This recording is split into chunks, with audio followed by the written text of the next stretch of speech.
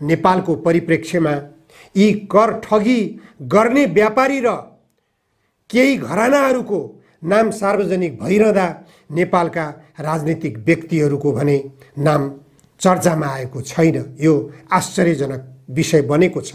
नेपालका राजनीतिक व्यक्तिहरूले पनि विदेशी बैंकमा पैसा लगानी गरेका छन्, डलर थुपारेका छन् भनेर पटक पटक चर्चामा आउने गरिरहन्छ। राष्ट्रघात गर्दै आएका विभिन्न प्रकरणमा कहिले महाकाली सन्धिमा राष्ट्रघात गर्दै आएका छन्, कहिले माथिल्लो कर्णालीमा राष्ट्रघात गर्दै आएका छन्, कहिले अरुण तेस्रोमा राष्ट्रघात गर्दै आएका छन्, कहिले एमसीसी सम्झौता जस्तो नेपाललाई अमेरिकाको उपनिवेश बनाउने प्रकरणमा यिनीहरू राष्ट्रघात गर्न तल्लीन भएर लागेका छन्। यस्ता प्रकरणहरूमा यिनीहरूले विदेशी मुलुकबाट अथाह धनराशि प्राप्त गरेका छन् र त्यो धनराशि यिनीहरूले लुकाएका छन्। नेताहरूले विदेशी बैंकहरूमा लुकाएका छन्, विदेशी मुलुकहरूमा लगानी गरेका छन् भनेर पटक पटक चर्चामा आउने गरिरहेको छ। तर यो सबै विषयलाई यो ट्याक्स हेभेन विवरणले सार्वजनिक गर्न सकेको छैन। यो किन सार्वजनिक गरिएन भन्ने कुरा पनि एउटा खोजको विषय बनेको छ।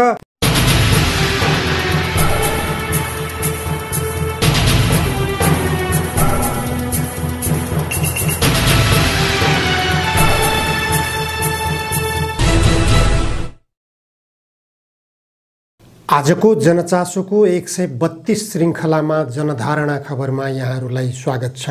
सरकारले स्रोत नखुलेको सम्पत्ति पनि लगानी गर्न सकिने भनेर नीति सार्वजनिक गरेपछि यो नीति सर्वत्र आलोचित हुँदै आएको थियो। यसमा खास गरेर कालो धनलाई सेतो धन बनाउने सरकारको बदनियत हो। जनयुद्धकालमा युद्धमा लागेका नेताहरूले कालो धन थुपारेका छन्। उनीहरूको संरक्षणमा कालो धन थुपारिरहेका व्यापारीहरूको लगानीलाई सेतो धन बनाउने योजना अनुरूप यो नीति ल्याइएको हो। त्यसमा पनि युद्धकालीन नेता जनार्दन शर्मा प्रभाकरले अर्थ मन्त्रालय सम्हालिरहेको अहिलेको अवस्थामा यस्तो नीति ल्याइनु सर्वाधिक गलत कार्य हो, यो कुत्सित नियत हो भनेर आलोचना भइरहेको छ। यसरी कालो धनलाई सेतो धन बनाउने प्रयासतर्फ नेपाल सरकार लागिरहेको बेला वीरगञ्जमा हिजो मात्रै हुन्डी कारोबारी 3 जनालाई स्रोत नखुलेको भन्दै 15,50,000 नेपाली रुपैयाँ सहित पक्राउ गरिएको छ। उनीहरूलाई मुद्दा चलाइएको छ। उनीहरूलाई बैंक तथा वित्तीय ऐन सम्बन्धी कसुरमा मुद्दा चलाइएको छ। यो कस्तो विवादास्पद कुरा हो।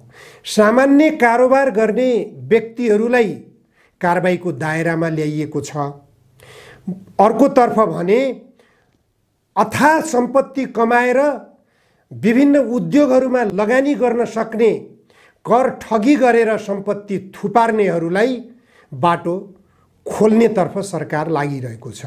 यसै बेला international consortium of investigative journalist ICIJ सहितका विश्वभरका 140 भन्दा बढी सञ्चार माध्यमहरूको संलग्नतामा प्यान्डोरा पेपर्स सार्वजनिक भएको छ। यो प्यान्डोरा पेपर्स भनेको संसारभरका नेताहरू र व्यापारीहरू जसले कर छलेर विदेशी मुलुकमा लगानी गरिरहेका छन् उनीहरूको लगानी भण्डाफोर गरेको एउटा सार्वजनिक विवरण हो।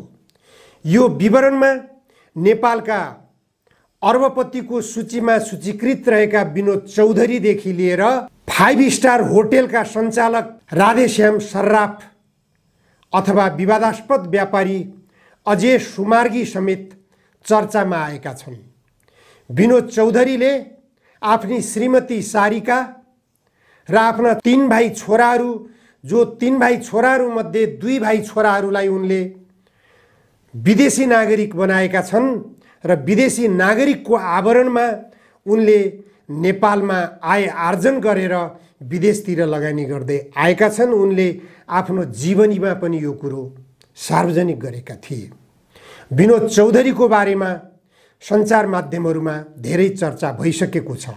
विनोद चौधरीका तर्फबाट उनले विदेशी नागरिकको हैसियतमा रहेका आफ्ना छोरा एनबी इन्टरनेसनल बङ्गलादेशको नामबाट नबिल ब्याङ्कमा लगानी गरेका छन् र उक्त नबिल ब्याङ्कबाट लाभांश प्राप्त गरेर त्यो पैसा नेपालमा लगानी नगरी विदेशतर्फ लैजाने मौका पाएका छन् एनबी इन्टरनेसनलको स्वामित्वमा। यसरी उनले चोर बाटो अपनाएर नेपालबाट आय आर्जन गरेको सम्पत्ति विदेशी मुलुकहरूमा लगी विभिन्न मुलुकहरूमा लगानी गर्दै आएका छन्। तर उनले नेपालबाट कर ठगी गरेर आर्जन गरेको सम्पत्ति ट्याक्स हेभेन भनिन्छ, जहाँ कर लाग्दैन, नक्कली कम्पनीहरू खोलेर त्यस्ता नक्कली कम्पनीहरूमा लगानी गरेको कुरा यो अहिले प्यान्डोरा पेपर्सले सार्वजनिक गरेको छ। यो विवरण अनुसार सर्राफ परिवारको ट्याक्स हेभेनमा दर्जनौं कम्पनी पाइएको छ। एमसिए नेपालको कार्यालय रहेको याक एन्ड यति होटेलका मालिक हुन् राधेश्याम सर्राफ। यो मात्र होइन, नेपालको सार्वजनिक जग्गा अधिग्रहण गरेर त्यो जग्गामा आफ्नो स्वामित्व कायम गराउन होटेल हयात रिजेन्सी नेपालमा निकै चर्चित छ। हयात रिजेन्सीका पनि उनी मालिक हुन् राधेश्याम सर्राफ। राधेश्याम सर्राफले आफ्नी श्रीमतीका नाममा, आफ्ना छोराहरूका नाममा लगायत आफ्ना परिवारका सदस्यहरूका नाममा ट्याक्स हेभनमा दर्जनौं कम्पनी खडा गरेको सार्वजनिक भएको छ। राधेश्याम सर्राफको बारेमा आइसिआइजेले सार्वजनिक गरेको विवरण अनुसार उनी नेपालका 2 ठूला 5 तारे होटलका सञ्चालक हुन्। उनको परिवारले पनि शङ्कास्पद धन लुगाउन सजिलो मानिने मुलुक ब्रिटिस भर्जिन आइल्यान्डमा कम्पनी खोलेर कारोबार गरेको भेटिएको छ। याक एन्ड यति र तारागाउँ होटल रिजेन्सी लिमिटेड सञ्चालन गर्दै आएका भारतीय मूलका हुन् यी नागरिक। भारतीय मूलका नागरिक सर्राफ उनका 2 छोरा र श्रीमतीले अफसोर कम्पनी खडा गरी कारोबार गरेको फेला परेको छ। सर्राफ नेपालमा पनि होटलका नाममा सरकारी जग्गालाई अनियमित रूपमा कम्पनीको नाममा दर्ता गर्ने, नेपाली स्रोतमाथि अनियमित दोहन गर्ने र गैर कानुनी ढङ्गले सरकारको सेयर हत्याउने भनेर चर्चित छन्। मुख्य गरी बौद्ध स्थित तारागाउँ रिजेन्सी होटेल परियोजना निर्माण गर्ने क्रममा दोब्बरभन्दा बढी लागत देखाएर अनियमितता गरेको आरोप सर्राफमाथि लागेको छ। यो विषयमा सङ्घीय संसद, महालेखा परीक्षकको कार्यालय, अख्तियार दुरुपयोग अनुसन्धान आयोग र पर्यटन मन्त्रालयले समेत अध्ययन गरेर अनियमितता भएको प्रतिवेदन तयार पारेका छन्, तर सर्राफमाथि कारबाही भएको छैन। आइसिआइजेको प्यान्डोरा पेपर्सका गोप्य कागजातले सर्राफ तथा उनको परिवारले अफसोर कारोबार गरी शङ्कास्पद कारोबार गरेको खुलासा गरेपछि उनी विशेष चर्चामा आएका छन्। उनी ब्रिटिस भर्जिन आइल्यान्डमा सन् 2000 मा स्थापना भएको पिग्नोलो लिमिटेडका लाभार्थी मालिक भएको खुलासा भएको छ। सर्राफले आफू बस्ने ठेगाना हङकङ उल्लेख गरेका छन्। यो कम्पनी ब्याङ्कसँग सम्बन्धित व्यापार गर्ने, बिमा र पुनर्विवाह कम्पनी सम्बन्धी व्यापार गर्ने, म्युचुअल फन्ड सम्बन्धी व्यवसाय गर्ने लगायत काम गर्ने गरी दर्ता भएको देखिन्छ। यो कम्पनी खोल्न ट्राइडेन्ट ट्रस्टले सहयोग गरेको पाइन्छ। राधेश्याम सर्राफ, उनका छोरा उमेश सर्राफ र श्रीमती रत्ना सर्राफ हुन्। उनीहरूमध्ये अमेरिकी मुलुक बेलिजमा सन् 2006 मा द डेभिटा ट्रस्ट नामक कम्पनी खोलेको पाइन्छ। यी तीनैजना यो कम्पनीका लाभार्थी मालिक रहेका छन्। उनका छोरा अरुण सर्राफले बलिजमै द भरुनिसा ट्रस्ट कम्पनी खोलेका छन्। यो कम्पनी पनि सन् 2006 मै अरुणले पूर्ण एकल स्वामित्वमा खोलेको देखिन्छ। उनका अलावा यो कम्पनीका लाभार्थी मालिक राधेश्याम र उनकी श्रीमती रत्ना सर्राफ रहेका छन्। द डेभिटा ट्रस्ट र द भरुनिसा ट्रस्टमा राधेश्यामका छोराहरूको लगानी रहेको देखिने कागजातहरूलाई काठमाडौँ स्थित भारतीय दूतावासले प्रमाणीकरण गरिदिएको छ। तर दूतावासले प्रमाणीकरण गर्दा प्रमाणित गरिएका कागजहरूमा अनौठो विवरण लेखेको छ, विवरण तथा सामग्रीको कुनै जिम्मेवारी नलिने, अथवा दूतावासले ती प्रमाणपत्रहरूको जिम्मेवारी नलिने भनेर प्रमाणीकरण भने गरिदिएको छ। त्यसै गरी विनोद चौधरी पनि विशेष रूपमा यो पनामा पेपर्समा चर्चित बनेका छन्। विनोद चौधरी आफ्ना 3 भाइ छोराहरू र आफ्नी श्रीमती सारिकाको नाममा विभिन्न विदेशी मुलुकहरूमा लगानी गरेको पाइएका छन्। उनले लगानी गरेका ठाउँहरूमा कहिले श्रीमतीलाई निर्देशक बनाएका छन्, कहिले छोरा कुन छोरालाई, कहिले कुन छोरालाई, कहिले कुन छोरालाई, त कहिले आफू स्वयं समेत प्रबन्ध निर्देशक बनेको पाइएको छ। उनले नेपालमा उत्पादन गर्दै आएको वाइवाई चाउचाउ भारतको सिक्किममा लगेर उत्पादन गर्न सुरु गरेदेखि उनी विशेष गरेर विवादमा आउन थालेका हुन्। उनले नेपालमा उत्पादन गर्दै गरेको चाउचाउको ब्रान्ड बेलायतमा र अमेरिकामा भारतमा समेत पाइन्थ्यो। तर पछि जब उनले भारतमा उत्पादन सुरु गरे, उनले भारतमा उत्पादन सुरु गरिसकेपछि भारतमा उत्पादित त्यो ब्रान्डले विदेशी मुलुकहरूमा बजार लिन थाल्यो। विदेशी मुलुकहरूमा नेपालमा मेड इन नेपाल भनेर वाइवाई चाउचाउ यिनले सप्लाई गर्न छोडेका छन्, अथवा नेपालबाट क्रमिक रूपमा व्यापार व्यवसाय बन्द गर्दै गइरहेका विनोद चौधरीले नेकपा एमालेबाट समानुपातिक रूपमा संविधान सभाको सदस्यमा मनोनित पाएका थिए। अहिले नेपाली कांग्रेसको तर्फबाट प्रतिनिधि सभामा समानुपातिकका तर्फबाट मनोनित सांसदको हैसियत प्राप्त गरेका छन्। विनोद चौधरी सर्वाधिक विवादास्पद व्यापारीका रूपमा नेपालमा चर्चित छन्। यिनले नेपालमा कति ट्याक्स तिरेका छन्, नेपालका अर्बपतिको रूपमा यदि उनलाई स्वीकार गर्ने हो भने उनले नेपालका कर कार्यालयहरूमा नेपाली नागरिकहरू मध्येमा सबैभन्दा धेरै कर बुझाउनु पर्ने उनको दायित्व हुन आउँदछ। किनभने फोर्ब्सले सूचीकृत गरेको अन्तर्राष्ट्रिय अर्बपतिहरूको सूचीमा उनी नेपाली अर्बपति कहलिएका छन्। नेपाली अर्बपतिले नेपाललाई ठगिरहेका छन् भन्ने यो अत्यन्त लज्जाजनक विवरण उनको विरुद्धमा सार्वजनिक हुन गएको छ। तर यो सार्वजनिक भएको विवरणमा अन्य विभिन्न व्यक्तिहरू पनि छन्। विवादास्पद व्यापारी अजय सुमार्गी र उनका परिवारका विभिन्न सदस्यहरूको नाममा पनि यो ट्याक्स हेभन मुलुकहरूमा लगानी गरेको पाइएको छ। यी सुमार्गीले विदेशी मुलुकहरूबाट नेपालमा मुद्रा आयात गरिरहेको पाइएको छ। यसमा नेपाल राष्ट्र बैंकले उनलाई रोक्दै आएको छ। नेपाल राष्ट्र बैंकले विदेशी मुलुकहरूमा नेपाली नागरिकहरूलाई लगानी गर्न रोकेको छ। नेपाली नागरिकहरूलाई विदेशी मुलुकहरूमा लगानी गर्नको निम्ति प्रतिबन्ध लगाएको हुँदाहुँदै पनि नेपाली नागरिकहरूले विदेशी मुलुकहरूमा नेपालमा ट्याक्स छलेर लगानी गरिरहेको पाइएको छ। यो अवस्थाले नेपाल कर ठग्नेहरूको स्वर्ग भएको स्पष्ट हुन्छ। हुन त यो कर ठगी प्रकरणमा, यो ट्याक्स हेभन प्रकरणमा विश्वका धेरै नेताहरू पनि चर्चामा आएका छन्। विश्वका 35 जना नेताहरू र 300 भन्दा बढी सार्वजनिक पद धारण गरेका व्यक्तिहरू यसमा चर्चामा आएका छन्। यसमा चर्चित बन्नेहरूमा जोर्डनका राजा, रुसका राष्ट्रपति र चेक गणतन्त्रका प्रधानमन्त्री समेत रहेका छन्। यी सबै कर ठगी प्रकरणमा परेका छन्। आइसिआइजेले सार्वजनिक गरेको विवरण अनुसार नेपालका व्यापारी घराना गोल्छा परिवार पनि यसमा मुछिएको छ। गुण ग्रुपका राजेन्द्र साक्य पनि यसमा मुछिएका छन्। सुहृदराज घिमिरे र पुरुषोत्तम पौडेलको पनि यसमा संलग्नता पाइएको छ।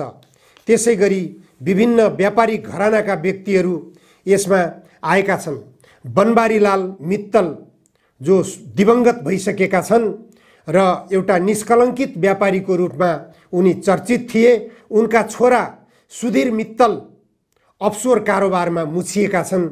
यो कर ठगी गरेर विदेशी मुलुकहरूमा लगानी गर्ने व्यापारीहरूको सूचीमा सुधीर मित्तल पढे लेखेका व्यक्तिका रूपमा पनि चिनिन्छन्। यी बनबारी लाल मित्तलका छोरा हुन्। यिनी पनि चर्चामा आएका छन्।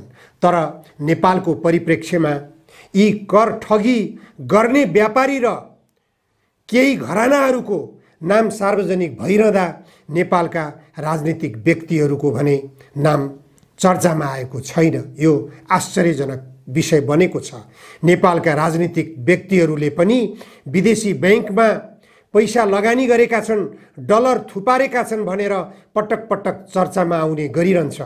राष्ट्रघात गर्दै आएका विभिन्न प्रकरणमा कहिले महाकाली सन्धिमा राष्ट्रघात गर्दै आएका छन्, कहिले माथिल्लो कर्णालीमा राष्ट्रघात गर्दै आएका छन्, कहिले अरुण तेस्रोमा राष्ट्रघात गर्दै आएका छन्, कहिले एमसीसी सम्झौता जस्तो नेपाललाई अमेरिकाको उपनिवेश बनाउने प्रकरणमा यिनीहरू राष्ट्रघात गर्न तल्लीन भएर लागेका छन्। यस्ता प्रकरणहरूमा यिनीहरूले विदेशी मुलुकबाट अथाह धनराशि प्राप्त गरेका छन् र त्यो धनराशि यिनीहरूले लुकाएका छन्। नेताहरूले विदेशी बैंकहरूमा लुकाएका छन्, विदेशी मुलुकहरूमा लगानी गरेका छन् भनेर पटक पटक चर्चामा आउने गरिरहेको छ। तर यो सबै विषयलाई यो ट्याक्स हेभेन विवरणले सार्वजनिक गर्न सकेको छैन। यो किन सार्वजनिक गरिएन भन्ने कुरा पनि एउटा खोजको विषय बनेको छ। नेपालको परिप्रेक्ष्यमा अहिले भारतीय नागरिक राधेश्याम सर्राफ सर्वाधिक भ्रष्ट व्यापारीको रूपमा चर्चित हुन पुगेका छन्।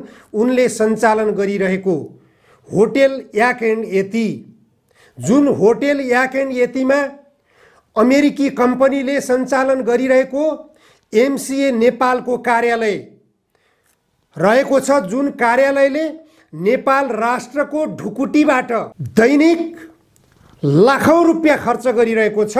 अहिलेसम्म 5 अर्ब रुपैयाँ उक्त होटेलमै उसले खर्च गरिसकेको पाइएको छ। अमेरिकामै यो सबै योजना बनेको हो भन्ने कुरा स्पष्ट हुन्छ। राधेश्याम सर्राफको सम्पूर्ण परिवारको लगानी अमेरिकामा स्पष्ट भइरहेको छ। अमेरिकाबाटै उनी पनि परिचालित रहेछन् भन्ने कुरा स्पष्ट भइरहेको छ।